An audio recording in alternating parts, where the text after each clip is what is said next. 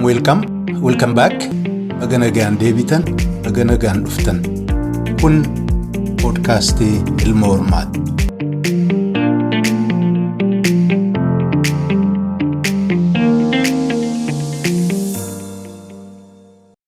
Shama hordoftoota podcastii Ilma Hormaa.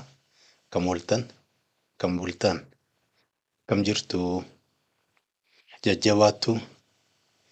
Egaa akkuma marti keessanuu hubattan jedhee yaadutti waltajjii kana gubbaatti namoota bilisa ta'an waliin yeroo garaa garaa yaada seenaa, aadaa, dinagdee, teeknooloojii, siyaasaa fi kana fakkaatan irratti wal qooddanna. Egaa har'as dhihoo kana biyya keenya keessatti mootummaa fi warri addunyaa IMF fi World Bank jedhaman waliin ta'uudhaan jijjiirama imaammata dinagdee murteessanii sanas hojiirra oolchuu jalqabuun isaanii namni martinuu quba qaba jedhee yaada. Egaa wanti kun warri afaan Ingilizii dubbatu free market jedhaniin yookaan immoo maalisiin gabaa bilisa taate jennuun ilaata. Gabaa mootummaan qooda keessaa qaba akka malee xiqqaatte ijaaranii dinagdee bifa kanaan guddisuu ka jedhuun egaa yaadni jiru. Waan kana irratti namoonni garaa garaa bifa garaa garaatiin xurree adda addaatiin ilaalanii yaada kennuu danda'an warri dinagdee yookaan economics qorate, warri political economy, warri siyaasaa, warri bulchiinsaa, warri hawaasa qoratu, warri falaasamaan illee waa laalu. Waan kana bifa garaa garaatiin hiikkatanii bu'aansii kana miidhaan isiin qabaatu dandeessullee kana jedhanii dubbachuu yookaan immoo biyya garaa garaa keessa dubbataa turani. Kanaaf waan biyya keenyaa irratti yaada isaanii akka nuu kennanu namoota adda addaa affeereen jira. Egaa akkuma isaanii fedhii isaanii agarsiisaniin waliin conversation gaggeessuuf deema. Hadda kan dafee deebiinaa kenne jaalla keenya Aliyyii Galatoodha. Innis karaa ofiitiin waan kana akkatti hiikkatu akka inni itti ilaalu bu'aa isiin qabdu kasaaraa isiin fiddullee maal akkasiin taate egaa inni qooddachuuf jiraata. Kanaaf akkuma baramee bakka jirtanutti jaalla keenya Aliyyii Galatoo simannaa akka gootanuuf kabajaan isin gaafadha. Isinillee jalqabarraa kaastanii hamma dhumaatti sagantaa keenya akka nu hordoftan isin affeera. Aliyyii Galatoo baga nagaa waltajjii keenya deebite. Baga nagaa deebite. Akkam jirtaa fi hanqee akkam? Ana akkuma gaarii jira. Yeroon isin biraa amma ganna qabbanta akka markaa isin qabdi. Nu amma birratti ba'uu fi torbaan sadii nu hafa. Biyyi Awustiraaliyaa sun biyya Oromiyaatiin baay'ee adda jirtu qilleensiisi. Yeroo asii gannaa achitti illee gannaa, yeroo achi bonaa asitti illee bonaa. Yoo jabaate yeroo qabbanaa jaakeetti immoo uffatta. Mana illee wanti ifatanii jira, makiinaa keessa illee wanti ifatanii jira. Haa ta'u namni waa himachuu barbaadu waa himatu dhabu. Qilleensi ammoo gaarii. Egaa Aliyyii gaara guddaa fi dheeraa kana koruuf murteeffanne. Mee tattaaffii keenya bifa laaftuurraa eegallu irra jireessi namaa IMF, World Bank warri kun waan isaan hojjetan waan isaan ta'an jiruu isaa wajjin waan wal qabatan qabneef ka quba qabu natti hin fakkaatu. Kanaaf akka hiree ta'ee waan kana jala deemee kan hin hordofneef IMF maal isiin, World Bank maal isiin maal hojjetti? Mee kanarraa marii keenya nu eegale. Waan gaarii mee waraqatumarraa akkuma isaan barreeffataniiru irratti achirraa ilaalee fi hima. IMF kaayoon isaa guddaan tasgabbii. Tasgabbii dinagdee namni akka walitti daldalachuu danda'u godhu. Akkaataa isaan itti waan kanatti godhaniin tokko eentu dadhabaaraa eentu jabaataa raka jedhu kana to'achuun addunyaarra. Wali isaanii kan biraa ammoo warra harkii gabaabbate waa hojjechuu barbaadanii liqaa gatii rakasaan kennuuf akka inni waan san hojjetu. Kun ammoo bakka ufafoo faayidaa guddaa buusuu danda'a. jedhamu. Kappaasitii waan san isaan itti oomishan godhuufi waan akka leenjii kennuufi ta'ee, beekumsa adda addaa kennuufi ta'ee, meeshaa teknoolojii adda addaa kennuufi ta'ee waan kan akka isaan qabaatan godhanii fakkeenyaaf akka warqii waamatti jiru jira, lafa jala waan jiru kanneen ta'ee waan adda addaa mana kanneen waan kanneen akka baasan godhu. Warri IMF waan yeroo gabaabaarra hojjeta. Warri World Bank ammoo waan yeroo dheeraarratti. World Bankiin fokkasiin isaa diinagdeen akka dagaagu, hiyyummaan akka xiqqaatu, namninis, laftinis, meeshaanis akka guddatu, akka ijaaramu, development irratti hojjetanii isaan ammoo ijaarsa. Karaa ijaaruu, waa adda addaa ijaaruu, iskuula ijaaruu, waan kanniiniif liqaa ta'ee bifa sadaqaatiin hajaa biraa yoo qabaatan bifa sadaqaatiin illee kennuu ta'ee investmentiin akka jiraatu godhe. Investmentiin yeroo baay'ee warra isaanii fayyada. Warri amma addunyaa kanarraa horii qabu warra US kana yeroo baay'ee biyya biraatti illee amma Chaayinaan guddattee maaliin guddattee jedhan malee kaampaanionni amma Chaayinaa illee jiru, Raashiyaa illee jiru, Middle East illee jiru. Kaampaaniin baay'een kan US'ti. Kana godhanii karaa biraatiin wanti isaan godhanii addunyaa tanarra waan nagadataniif jecha namni jabaatee akka isaan hin tarre tissu tokko. Lammaffaa laafee akka isaan tirfii hin dhabne godhu. Yoo laafte tirfii dhabda, waa faayidaa keessaa dhabda.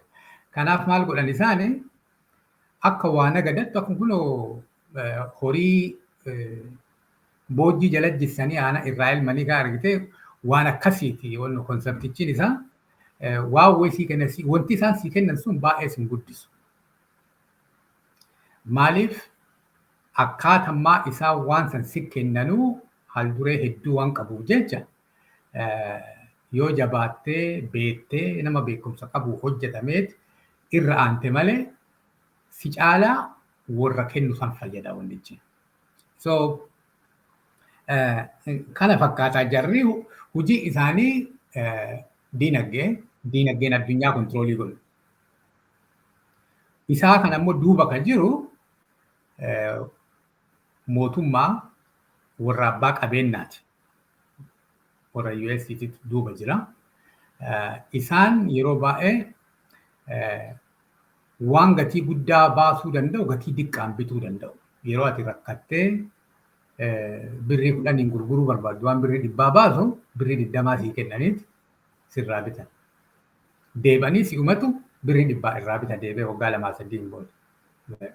Kaampaanii telekominikeeshinii ta'uu danda'a, akka poostaa ta'uu danda'a, hospitaala ta'uu danda'a, waan adda addaa kanneen yeroo akkanaa kanneen seenaniiti irraa wanna jedhanii kanaaf booda itti deebi'uu hin dandeenya. Kondiishinii immoo Itoophiyaa irra kaanu maal fa'aa yeroo waa nama kennan maal fa'aa godhi namaan jedhanii immoo akkanumaa jedhanii saantibii nama kennan kan jedhu booda itti deebi'uu hin dandeenya. Kana fakkaata. Ayyee fayyaa ta'e Aliyyi.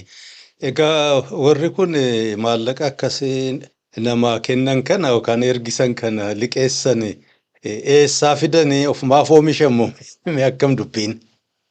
Horiin akka dubbisee argetti biyya 190tu miseensa.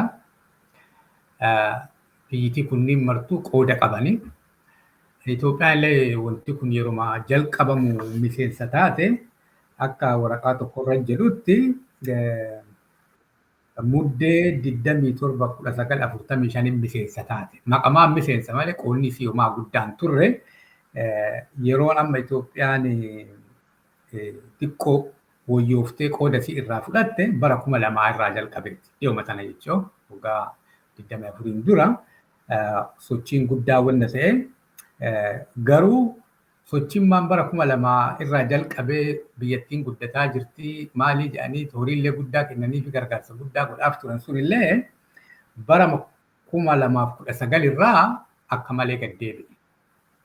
Akka malee gad deebi'ee achirratti lolli Tigraay waliin godhame sun ammoo murumaa waan kanaaf kan inni dhaabatu godhe.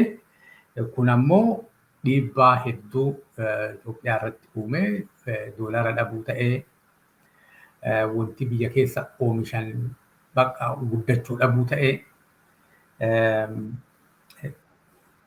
rakkinna hedduu konfidensii dhabee investoroonni biyya keessa seenanii horii guddaa biyya keessa fiduu dhabuu ta'e so dhiibbaa hedduu biyyattii san irratti uume horiin kun beeki horiin hin jiru yoo normaali horii miti amma kana addunyaa kanarra nagalamu horii wanti jedhamu kun mallaqa mallaaqaan kanaa vaaliyuun kun horii baankiin amma akka addunyaan beeku akka Awustiraaliyaatitti doolaara 10 yoo qabaatte doolaara 90 namarraa fuudhuu hin dandeetta baankii jetteetti. Doolaara 90 sanii nama biraatiin liqeessita. Meeqaan dachaa intirestii gooteetti. Den atillee mallaqachii qabda mootummaa ta'ee warri IMF maaliin kun istabilitii uuman hojii isaanii tokko tasgabbe akka namni dhaqee horii ofii hin baafanne godhu akka inni rafu godhaniit horii san nama hedduu liqeessaniit haada isaa akka nama taanaala nama seensisanii argite yeroo makiinaa oofte taanaala seensu nama maraa taanaala keessan naqaniit karaam keessaa baatuun hin jiru riversiin hin jiru afutti ammoo makiina si afuu jira akkasii waggaa hedduu filatteet achi keessaa akka baatu isaan ammoo iskiriina irratti ilaalan jechuu akkuma kun taanaala wannoo kan makiinaa itti nama ilaalan kana isaa iskiriina irratti ilaala ebale saambee jedhan akkasii wanneetta ati hajaan si baate achii baa. Maaliif wanti fedhallee oduu sii galee taanaala san keessaa utaaltee baatee hin dandeettu. Akka mana hidhaati. Hidhaa hin jirtu garuu akkuma mana hidhaati achi keessa teettaa jechuudha. Kanaaf jarriin stable waan ta'e kanaaf militariin Ameerikaa biyya mara jira. Biyya amma waa qabeenya qabdu kana mara yookiin biyya san keessa jira yookiin ollaa san jira. Kun ammoo maal uumaa gaaraantii mallaqni sun gaaraantii wannoo uuma jechuudha. Security mallaqa sanii. Nama eeguufi miti waraanni addunyaa kanarra bulee adda addaa kan jiruuf mallaqa kana eegaa jechuudha. Stability uumaa mootummoota eegaa diktaatarii ta'ee maalii ta'ee kanneen eegaa haga isaan horii oomishanitti. Yoo horii oomishne yaa wanti dimokiraasii illee ka'a. Yookaan yoo horii gayaa uumaa jiraatan diktaatarii taatee baattee homaa rakkoo wayituu hin qabu si walumaa hojjetanii. Malee horiin illee jiraatee duutaane warra amma horii qaba jedhamee beekamu jira. Warra horiin hennaa maraa wandoon bal'aa seenaa isaan beektaa lola addunyaa lammaffaa booda warri akka United Nations warri institutionii adda addaa amma asseeti kunniin qabeenya kunniin amma. Institutioniin kunniin goolii isaa goolii IMF fa'aa waliin gala. Doolaarriin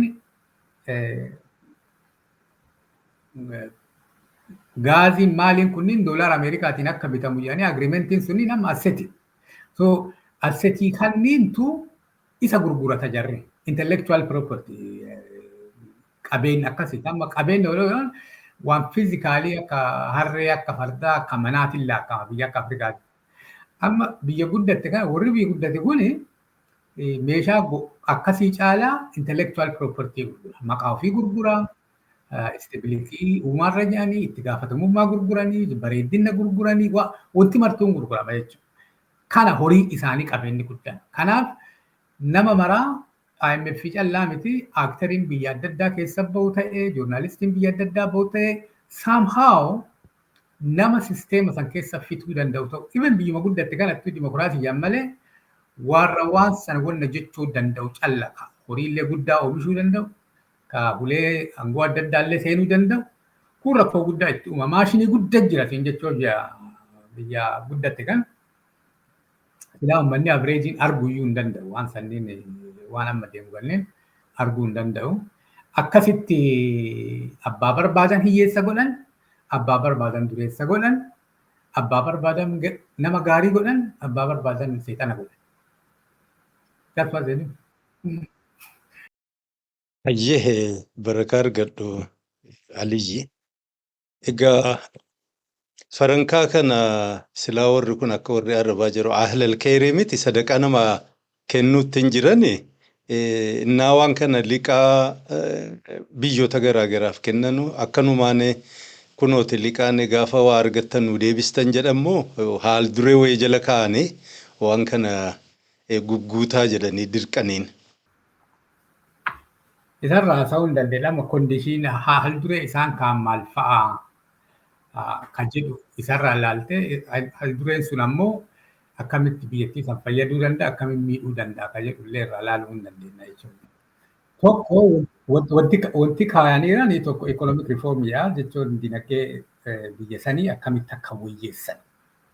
Tokko wanti kaayaniirani isa keessatti mootummaan mallaqa cadhisee baasaaru kana akka diqqeessu baajetii fi akka muru jechuudha. Waan amma hospitaala baasan ta'ee karaa baasan waan adda addaatiif baasantu jira mootummaan tajaajila uummata biyya saniitii kennuufi kana diqqeessuu qaba, muruu qaba, gabaabsuu qaba, horii guddaa balleessaara, horii karaa inni itti hambifachuu danda'u tokko horii kana diqqeessuu qabda akka jedhu.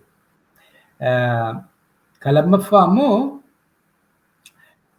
jiruu qaalina yookiin infileeshinii kontiroolii godhuu qaba mootummaan kun. Kan akka godhuu ittiin danda'u dhala dabaluuni interest rate, increasing interest rate dhala dabaleet akka mallaqni biyya san keessa diqqaatu. Birri Itoophiyaa yoo diqqaate mi'aa ta'a. Amma birri lafa guuteera. Kanaaf namni martuu waan meeshaa bitee meeshaa qaalii godhaara. Kanaafuu intirestii akka itti ol kaasan yoo ta'e dan namni baay'ee mallaqa hin dhabu hin qabaatu meeshaan namni bituu hin jiraanne ofumaan gatii isaa qabu akka jedhu. Kan biraa wanti kaaniirani waan adda addaa seera adda addaa baaftanii akka namni biyya san keessatti midhaasee nagadee waa hojjechuu hin dandeenye dhoogitaniittani waan amma trade barriers waan jedhamu kana isa jidduu kaasaati gabaa wal keessa deemtee akka nagadattu godhaa akka jedhu. Kan biraa qabeenya mootummaa kanneen hedduu isaa gara piraayiveetii gara dhuunfaatti gurguraati. Warri piraayiveetii kun tajaajila illee gaarii kennanii isinillee mallaqa achirraa argattaniin ikoonomii keessa wayyeessuu dandeettan kan jedhu. Karaa tokkoon waan amma ikoonomik riifoormii jala jira kun jechuudha. Kun ammoo structural reform jedhama. Kun mootummaan private sector keessa harka naquu dhiisuu qaba. Warra nagatu, warra hojjetu lafa dhiisuu qaba, gargaaruu qaba malee keessa seenee waa isaan godhan dhaabuu waa adda addaa godhuu isarra hin jiraatu. Kun akka efficient hin taane. Akka wanti dafee hojjetamee hin milkoofne dhowwaara kan jedhu. Kun ammoo public sector reform jedhama. Accountability fi government operation. Amma qulqullinni illee hin jiru. Amma mootummaan kun waa hojjetaaru fi waan godhaaru kana cufasaatu itti gaafatamummaa akka qabaatu godhu. Mallaqni kun eessa dhaqaa? Maaliif bayaa? Waan jedhe godhamoo hin godhu? Kun amma booda waa ittiin sakaalan jechuun jira. Yoo amma mallaqa kana fuudhanii lolaan fa'aa kan oolchan taate waan adda addaatiin kan oolchan taate booda isaan lolli waan rakkoo isaaniiti miti garuu waan ittiin si sakaalan uumaa jechuudha. Wanti kaaran kunniin martuu waan booda haala ittiin si godhan. Kun impaaktiin isaa yoo irra hojjetaniif diinagdee Itoophiyaa tasgabbeessuu hin danda'a wanti kun. Maaliif mallaqni kun uumaa isaaniin godhu garuu yeroo bitaaf yeroo bituuf danda'a akka jedhu. Kun yoo amma tasgabbii sana uume ammoo namni amanee Itoophiyaatti akka investii godhu gargaara. Foreign investment waan jedhu kan isaan kaaniran. Negatiiv wantoon ammoo haalli kun dhiibbaa guddaa sooshaal uummata irratti dhiibbaa guddaa waa uumuuf jecha sooshaal unrestii uuma. Uummanni finciluu mala maaf hojii nu ariitanii maaf kana nu cuftanii maaf hospitaala xiqqeessitanii maaf baajetii karaa balleessitanii jedhee uummanni fincilee mootummaa kana rakkoo danda'a. Kun ammoo mallaqni dhabameeti namni yeroof baay'ee rakkachuu hin mala. Akka jedhu kun biyyattiin tuni hirkattuu wayii taati. Maaliif liqaa waan jiru namni liqaa qabu ol jedhee nama ilaalee hin danda'u kaane biyyattiin tuni liqaa kanaan rakkoo guddaa keessa seenuu dandeetti. Ka jedhu kaaniirani. Ka biraa maal kaaniirani? Waa'ee doolaaraa kanneen illee karaa fakkeenyaaf waan amma karansii kanallee bilisa akka ta'eeti gabaan akka murteessu mootummaan murteessuu irra gabaan akka murteessu free market waan jedhu kanneen achi keessatti dubbata. Wantichi gaarii moo'ii fakkaata yeroo dubbisan jechuun garuu wantichi isteeta Itoophiyaa kana yoo ilaaltu wanti isaan gaafatan kun waa Itoophiyaan godhuu dandeettuu miti akka jirturra. Waan amma accountability ta'ee transparency qulqullina amma biyyattiin sun takkumaa waa akkanaa qabaattee hin beektu. Biyya amma piroosesii qabduu miti. Biyya namni wal amanu callaan walii hojjetu biyyi sun. Biyya namni anuun na qaba jedhu nama humna hin qabu jedhu sodaachisee waa hojjechisiisu. Jechuun kaalcharichi biyya aadaan biyya saniitiif wanti jarri gaafataa jiru kun waan waliin deemaatii miti. Muuxannoo jiruu fi waan barreeffamurraa wanti an arge jarriin waggaa gawiitiin booda waan ittiin sakaalan hedduu qaban waan kana keessatti. Jechuun waan kana guutaan jirtanii kanaafuu waan maraa dhaaban jechuudha. Waan amma torbaan tokkotti illee mootummaa ittiin jissuu danda'an qaban kana keessa. Maaliif horiin kunniin bireekii irra hojjetani peetiroolallee dhaaba. Waan jechuun akka biyyattii keessa namni sosochoone peetiroola dhaabuu danda'a, waa adda addaa godhuu danda'a. Haala kanneen kaaniira siin jechuudha. Hayyee Aliyyi hedduu galatoome waanuma ati dubbatte jajjabeessuu fi kan ammatti peetirool jette sababa amma World Bank fi IMF dhiibbaatti godhaniin hirphaa gaaziidhaa fi saliixa zayitii nyaataaf illee godhamu irraa dhaabanii gatiinsis qaqqaaluftee jirti. Gara fuulduraatiif kan biraas egaa dhufuuf jiraata. To'annoo isaan godhaa jiran keessaa tokko amma kaampaaniin garaagaraa kan mootummaa jala jiran baay'een isaanii ganna dheeraadhaaf zabanuma warra TPLF irraa ka'ee liqaa baay'ee egaa warri siyaasaa fi warra siyaasaa waliin hidhata qabanu maallaqa baay'ee isaan guuran sun koomershaal baankii irraa akka himanutti harka 160 akka ta'u kaampaanota kanatu guuree bakka inni jiru bifa inni jiru illee hin beekamu kanaaf kanallee gabaasa godha jedhanii dirqaniiru. Keessaa kaampaaniin Ethiopian Electric Corporation maal jedhaniin Ethiopian Power Electric and Power na fakkaata. Inni kasaaraa guddaatti fide fakkaata. So kanaaf kasaaraa kana bakka takka galchuudhaaf na fakka Liabilities and Asset Management Corporation ka jedhu gama tokkoon bulchiinsa jira kana ammoo Ethiopian Investment Corporation ka jettu jalatti xiqqaatu kaampaanii akkanaan argette kanarrallee guddaa ta'uu mala 25 ka ta'u tokko jala galchaniiru. Egaa jara kana hunda'u keessaa ka gurguramuuf deemu hin dhabamu ammaaf kasaaraa isaanii gaa Asset Liabilities Corporation sanatu of jala qabate.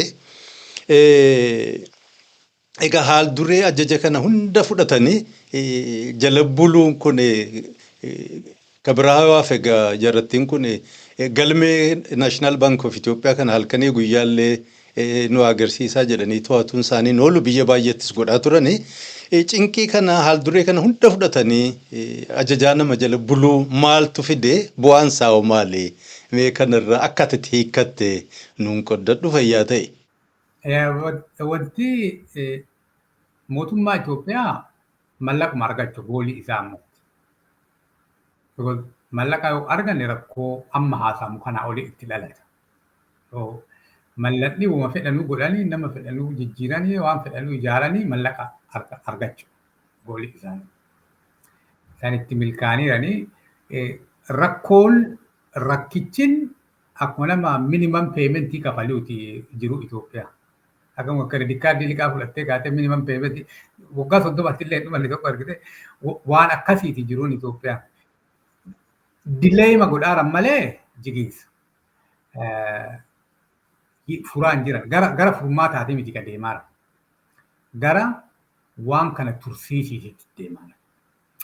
Rakkoon amma waan kana isaan mudatu waan amma barreeffame kana alatti kan laalu tokko normaalee GDP biyya sanii yoo ilaaltu amma namni baay'een qooda irraa fudhatee ka qotatu qotatee kan nagadu nagadee ka mootummaa hojjetu ka maalii hojjetu namni martuu waa argate sanillee baasee akkasitti amma addunyaa kanarratti gara guddaa sarviis industirii jira. Sarviis industiriin ka jiraatu yoo namni inkaamii qabaate akka fedhettu haa qabaatu.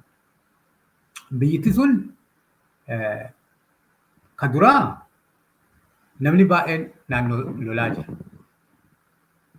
So lolatu itti deemaara. So bakka itti waa hojjechuu danda'u miti. Lammaffaa warri mallaqa qabullee mallaqa saniin qawwee bitataa waa ittiin guddatan sun taane qawwee ittiin bitataa. Argee amma mallaqichillee tammaan jirtullee gara maalii yoo baatti gara qawwee gara sanit deemaa. Qawween sunillee nama ajjeeseeti ammallee diinagdee balleessa. Nama waa hojjetu ajjeesaa, faamilii nama wayii ajjeesaa, maalii wayii ajjeesaa. Kunillee amma diinagdee irra dhiibbaa guddaa uuma, gadda uumaa. Mallaqa haakimii baasuu qabda nama xiyyiitiin dhaabe kan waa hedduutu deema jechuudha. So amma yeroo laaltu karaa tokkoonillee lolli jiraachuunillee rakkoo danda'a. Ka biraa ammoo biyya takka karaa itti ajjeeftuun kwaalitii barnootaa gabbuusu. Itoophiyaan amma wanti isii ofii goote tokko iskuula jedhaniiti waraqatuma amma ofiisa dhattee piriintii godhuu dandeettu kan namni martuu qabateeti waa baradheeraa jira. So kun amma maal uume nama productive ta'ee itiksii jabaa qabaatee waan dogoggoraa maal jedhu uumuu dhiiseeti nama waa maraa gurguru kan inni oomishe biyya keessatti. Biyyattiin suni nama waa dhiiseetu waa maraa gurguru. Mallaqa argannaan waan maraa gurguru. Kalabsee namaa vaaliyuun goone maalii kan inni uumee jechuudha. Kun amma maal uumaa namni martuu tiyyaan na baasii uume. Jiraame horii namni martuu tiyyaan na baasii miiliyoonallee qabaate biiliyoonallee qabaate quufuu dide namni. Dur biyaa gawee waa argatte xiqqoo jajuufillee magaalaa keessa deddeebitaa uffatuma sanallee hojjetan.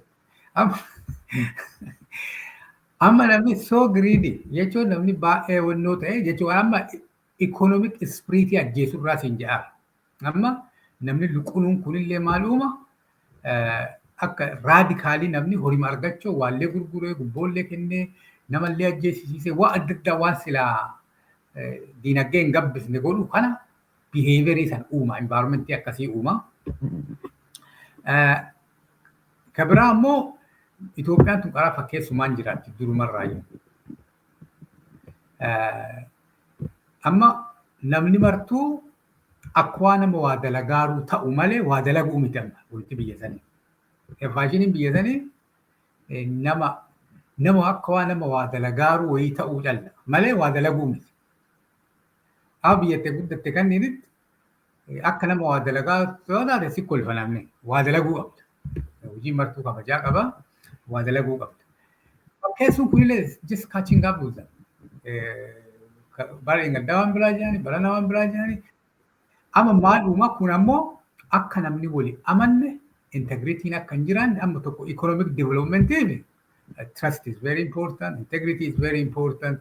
Karaa kaaniin waan namni irra dhaabatee silaa economii kan ittiin guddisu balleessaadha. Waan akka trustii, waan akka integrity namni wal bira kaatee walitti deebuu dhabuu. Baankii ammalee baankii miti amma wanti sun ni misu. Akka wannoo wayi. Jechuun baankii wanti jedhamu waan piroosesii qabu wayii, waan tartiiba qabu wayii, waan seera qabu wayii, waa akkasi. I don't think baankiin biyya sanii waa akkasii waan qabu natti fakkaatu. Abbama humna qabutu horii akkasii eebaluu kennee, horii eebaluu akkasitti kennini, horii makaan keellee yeroo barbaadan si dhoggachuu akkuma shiftaa wayii jechuudha. Waan akkasii keessatti waan amma IMF fa'aa World Bank fa'aa accountability qabaachuu qabdanii maalii qabaachuu qabdanii kana riippoortii godhuu qabdanii waa malee yoo jedhani baay'ee rakkoo. Kanaaf amma wanti jarri gaafa saaluu fi wanti haalli biyyattii amma keessa jirtu aligning walitti hin galu.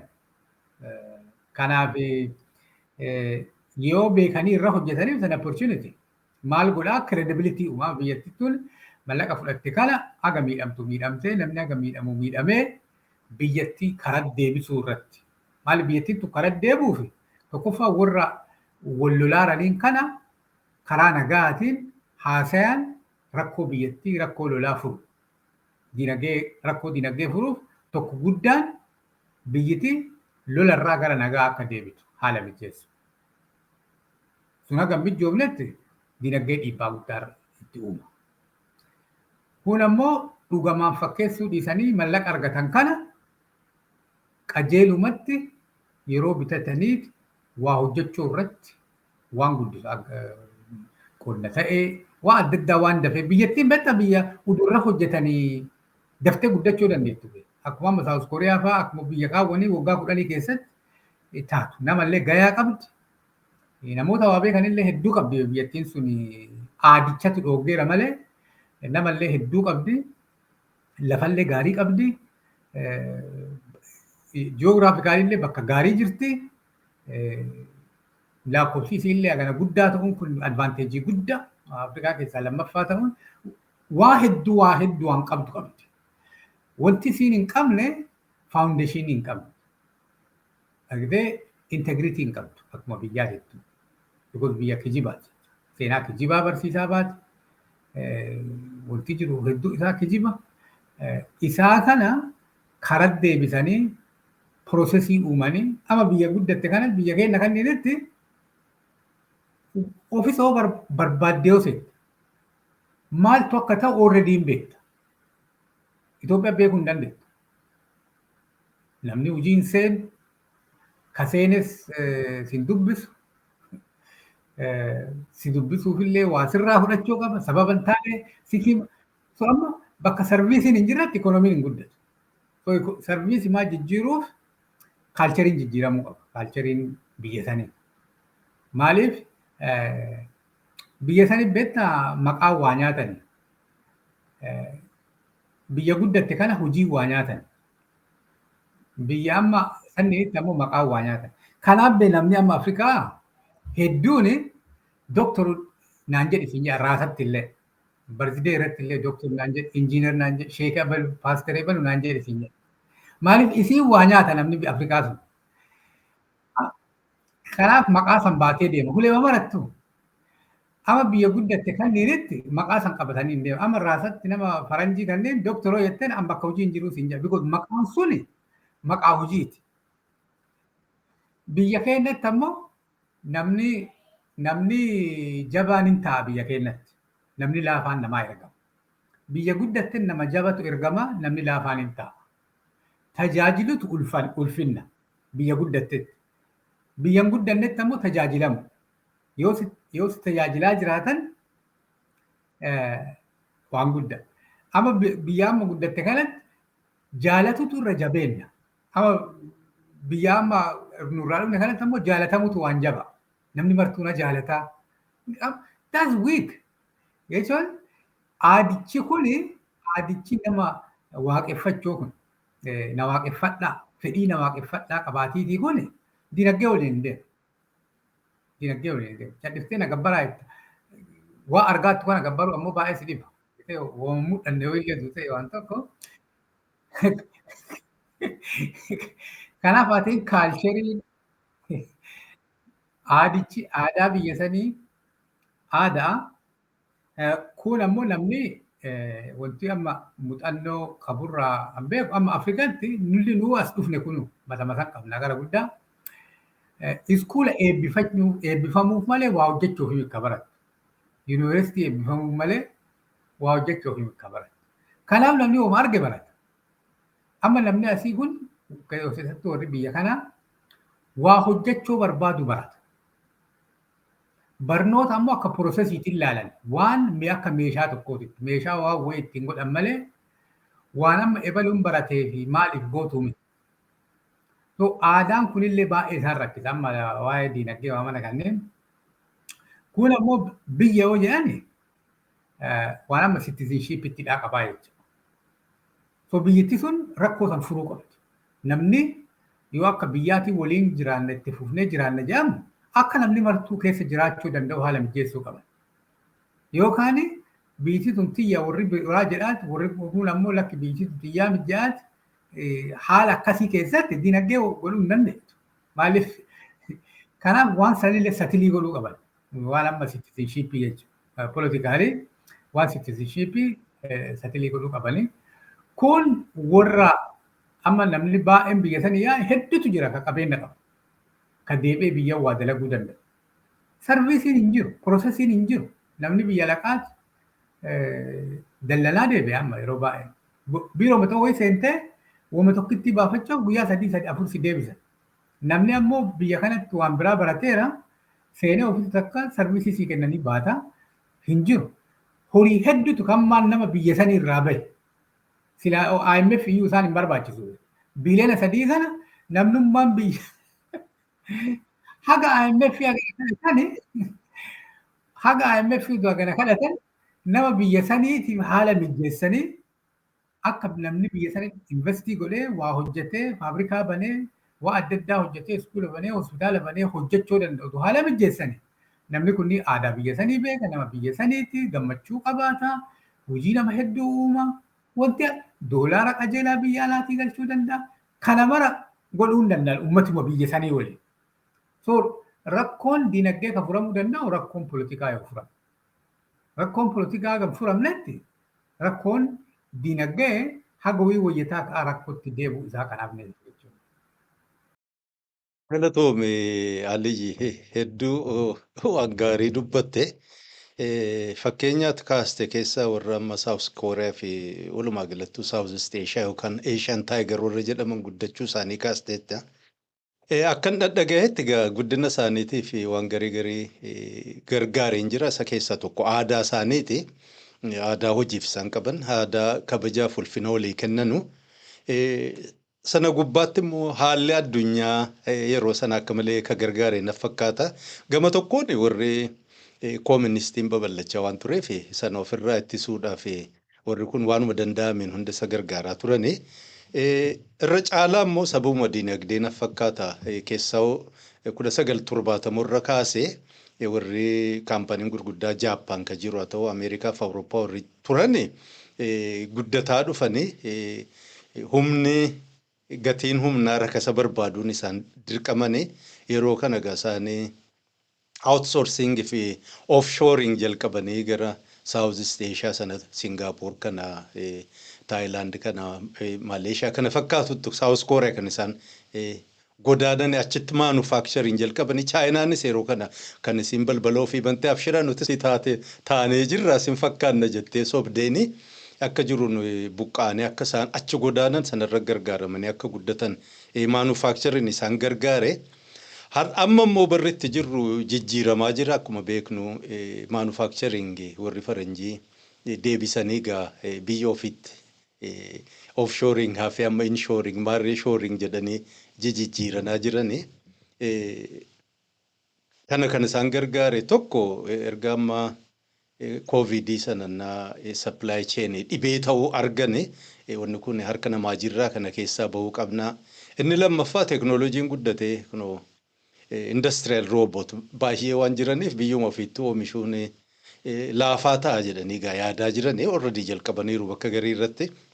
Kana wal bira qabnee naa laallu biyyi keenya tokko sirnimtee bulchiinsaa biirokraasii haa ta'u kabiraati sirna fiudaalaa akkuma maqaa dhoofte of tuuluu of guddisuu zamana fiudaalaa sana namni hojjetu hin tuffatama namni artiisiyaan ta'e ka sibiila tumuu ka wayyaa hodhuu kan suphee tolchu hundinuu value qabaataan turre aadaa sanarraa kakee haga amma namni title maqaa barbaaduun tu hojii tu beekumsi hin jiraatin marti keenyaa kun itti rakkannu sana dhaalleeti biirokraasii keessas ta'ee waa barbaaduun egaa faaktoriin biraas hin jiraata kafaltiinis xiqqaadha barnoonni leenjisni waan sanaaf godhame egaa namni akkuma biyya ofii akkuma hawaasaa jiraata egaa biyya sana keessatti yoo jabaate amma foreign direct investment dhufee manufacturing tokko jedhee jalqabee yoo xiqqaate warruma amma middle east kanatti yoo supply godhame bakka biraa bu'aa akka qabu jira.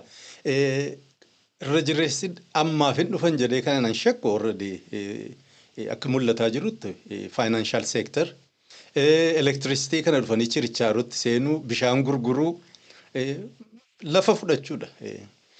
Kana keessatti egaa akkamii rakkoo kana keessaa bahuu fi hireen Itoophiyaaf jiru maal si fakkaataa? Mee yaaduma kenni ammas irra deebiin barakaa argadhu siin jedha Aliyyi.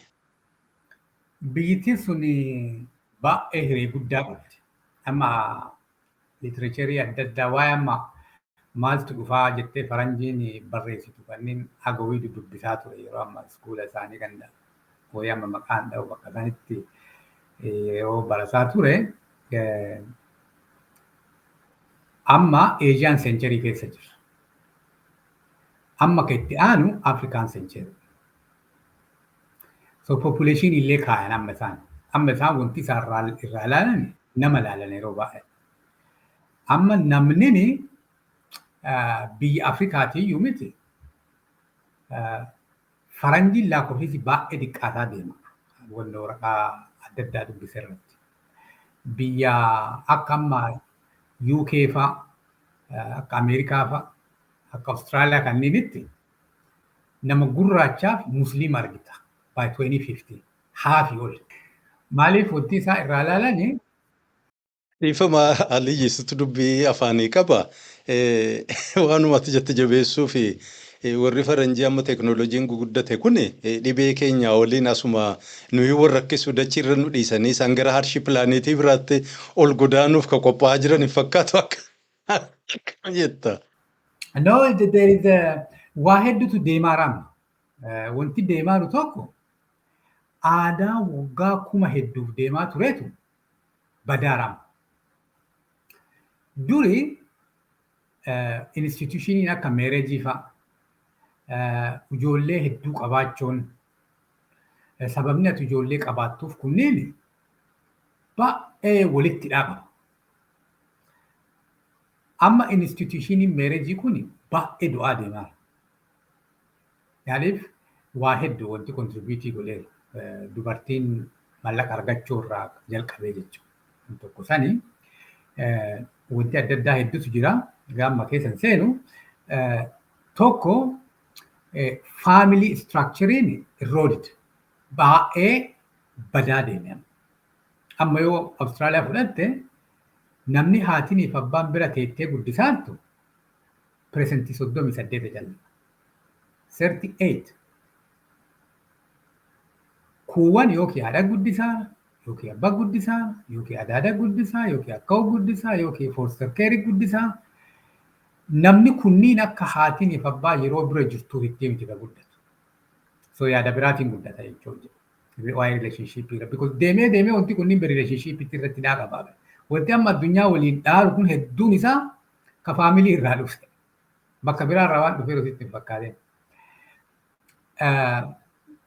Wanti isaan jedhaan namni takkaffaa meereejiin kunuu baay'een jiraatu biyya faranjii kana within 20 years. Waggaa 20 deemutti yoo artikiliin sunniin dhugaa ta'e qormaanni amma godhamaa kun dhugaa ta'e institushinii akka meereejii kun uumama maayinoriitii akka kennaa kana ta'a. Waan akka kun migraantii wayii argite waan akkasii wayii ta'a biyya guddatte kana keessatti. Committed relationship hagoon hin jiraa jedhanii sanii achi wanti fuudhanii ijoollee godhatanii akka durii wanna jedhan akkuma kun iPhone fa'aa mana footoo bakka bu'e argite dur mana footoo lattee footoo kaataa amma immoo manni footoo iPhone waan qabdu mana footoo hin dhattu namni irraanfatee jechuun wanti garii akkasitti amma wanti dur ijoollee godhattuuf poolisii kan jiraami security kan keetii ijoollee tante amma poolisii dhufee jaarsummaa sii baanii amma mana murtiitti dhufee yeroo achi jaarte si gargaaranii amma superineeshinii dhufee ritaayimenti dhufee so yoo laaltu wanti baay'een hin bade. Kanarraa ka ka'e biyya guddatte kanneen keessatti maal guddattee miti waan kanneen yoo laalte biyyattii tunniin tabadde namni isaanii baay'ee dhumachuu deema. China nama 1.4 billion irra 900 million gaddee biti by 2050. Namni baay'een dhumataa jechuudha. So amma waa'ee amma biyyattii sanii yeroo ilaaltu biyyattiin sun ijoollee itti leenjisaa biyya kanniinitti.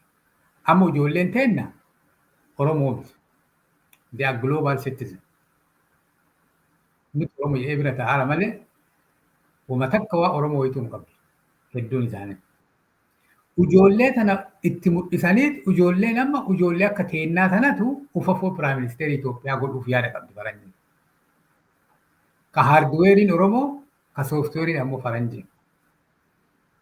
That's another complex wannoo itti uumaara amma. Amma kunniin biizinasa faranjii kana qabateet more of globalization hin beektaa keessa isaa aadaan du'uun biyya aadaa hedduutu du'aa deema, afaan hedduutu du'aa deema, namni qara ganda ofiitiin intala fuudha, as teettee amma Biraazilii fuuta, maalii fuuta, Feesbuukii ta'uu. So amma haalli biizinasa callaa miti rileeshnshippii jireenya giloobaalii ta'a. Ijoollee keenya jenereeshinii itti aanuuf it become global. Wanti amma nu'uu isinii maaliin hin jiru? Tirfii qaba moo hin qabu malee? What is it for me? Maalan keessaa argadhaa malee kun ebaluu kiyya, kun fira kiyya, kun maalii kiyyaan kun is dying fast. Maaliif namni gara magaalaa galaa deemaara urbanized. Yeroo akkas ta'u haalli diinagdee biyya sanii hin jijjiiramu. Poolitikaan biyya sanii giddima jijjiirama. Maaliif barbaada namni? Nama abbaan fedhee haa ta'u, nama isaa waa godhu, nama yaada isaa deeggaru, nama isaa yaada isaa bakkaan geessutti deema. It become real politics. Politikaa akka biyya faranjii ta'aa jechuudha. Ka amma namni waa adda addaa irraa walaa dhufan aduu hin taane politikaa dhugaa ta'a. Kun ammoo wanti amma dhiibbaa qabu lolli ufafoo namaanii miti. Roobootiin. Wanti baay'ee maashiniitu hojjeta. Qonna maashiniitu hojjeta. Waa hedduu. So amma ijoolleen ufafoo amma waggaa 10-15 booda dhalattu chipsii itti godhan. They don't need passport, they don't need driving license, they don't need anything. Inni isaanii, maali isaanii, appetaayitii isaanii, amalli isaanii wanti martuu chipsiisan irra jiru. Iskaanis godhanii, that's how you get just like a device. Akka meeshaa taataasiin jechuu jira. Kun ammoo maal uumaa nama maraattuu hedduu uuma addunyaa irratti. Ufafoo namni baay'ee ati argitu maraattuu fi nama jaali. Biyya guddatte kana namni ati argitu baay'ee nama dulloome namni dafee hin du'u ufafoo maaliif dhibee baraayyuu qoricha argaa deemaaranii rakkoon guddaan furamuu hin dandeenye rakkoo mataati. Wanti mataa kun hagammaa nama dhibayya maal akka inni ta'e istii qormaata guddaa deemaara. Karaa negatiiviti yoo ilaaltu nama rakkoo mataa qabu. Ammallee baay'een baay'ee 1 in 5 Austraaliyaatti amma namni rakkoo mataa qabu. Jechuun definishinii asii kun xiqqoo bal'isanii difaayinii godhaniiranii baay'ee nama sodaachisaa. Nama 5 keessaa namni tokkichi rakkoo mataa qabu ofiin jedhe. That's scary. Biyyatti sun abdii guddaa qabdi. Akka fakkaatutti biyyatti takka karaa lamaan karaa deemti. Yookiin nama waa beeku uummanni bal'aan hojii akkasii. So uduu gatiin kafalle daftee karaa deemu. Yookiin namni martuu boolla qajeelee kan irraa dhumatee kan irraa hafe. Warra hiyyeeyyii nuu dhumate jedhi kaa homaa hiree hin qabnu. Takka wanti qaanni hin jiru. Nurraa fixaa malee ebaluu waan nu ta'u malee wanti qaanni kunniin martuu hin hafa. Ka duraa san irraa barachuu hin dandeenye biyyattiin sun ka amma yaadni gaariimatu kennameera biyyattii saniif harka hedduu warra yaada gaarii qabu hedduu hin nyaatte biyyattiin. Amma boolla wal naqaaran jechuudha. Amma ka ikoonoomii kun beeka dhumaatii be. Because amma sooftiweeriin feelii godheeti haardweerii irra hojjetan. Because amma beelaa miree amma gara beelaa deemaarani. Haardweerii feelii godhuuf deemu. Haardweeriin feelii yoo godhe sooftiweeriin hin barbaachisu isarra feetaa miree beekumsi hin barbaachisu jechuudha. Namni garaa nyaatee quufu hin qabne maal godhaa wanti amma deemu kun yoo maaneejii hin taane nama homaa hin sodaanne hedduu oomishti biyyattiin sun. Because nothing left. wanti atin kanan na jalaa bada jetteet mootummaallee nama biraallee sodaattuufi badaade. Gaafsani beeki qabeenyi guddaan mootummaan qabu sodaa gurguru. Sodama gurguraa ragaan biraan qabu. Sarviisiin qabu sodama gurguraa. Sodaa kana gaafa namni bituu dide is over. Den hin deebiti gaafa karaa deebitee tartiiba godhattee naamusa godhattee nama beekumsa qabu piroosesii ijaarattee nama maraa akka kunoo biyya faranjii kana argite hiyyeessillee hedduma jira ka raasaa bulullee hedduma jira ka waan qabnellee jira ka waa qabullee jira namu nagaa waliin jiraata. Maaliif piroosesiitu jira. Piroosesii sanii wiigota piroosesii sanii feerii ta'ee feeruu ta'uu baate. Amma biyyattiin bee piroosesii hin qabne. Gara piroosesii san gaafa dhufanii abdii guddaatu jira. Maaliif populaashiniin baay'een biyya isaanii akka dhaga'utti piresentiin 60 ol nama waggaa 30 gadi waan jedhaniif uummanni qabeenya guddaa ufafu. Wanti inni qabeenya ta'uuf waa humnaa maraa maashiniitu hojjeta. Sarviis industirii calla kan namni kaastamar sarviis, maaliif sarviis, hospitaal sarviis, keeriing, sheeriing, maaliif kunniin cuftinuu nama barbaada. Namni baay'ee ka qabu, nama ijoollee ka'ima baay'ee ka qabu biyya teenya.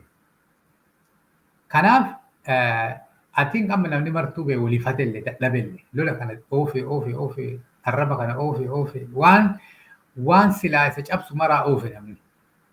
Dadhabe amma namni. Nama araarsu barbaada. Namni martuu. Ka ala jirullee, ka biyya jirullee nama baay'ee kottaa waliin jedhee wali araarsuu barbaada. Ati guddaa waan irratti hin fakkaatu karaa deebi'eeti biitti suni deebitee waan guddaa tokko ta'uuf by 2035 biyya dharraan takka ta'uu malti ilaalcha jedhu. Egaa kabajamoo hordoftoota keenya turtiin Aliyyi Galatoo waliin goone kutaan duraa kanarra raawwata. Waltajjii kana jabeessuudhaaf yaada keessan bifa garaagaraatiin nutti erguun dagatina. Egaa sagantaa ta'anuun kutaa lammaffaa fi qamaayyii qabanne ammoo deebinutti nagaan nu tura. Bye bye.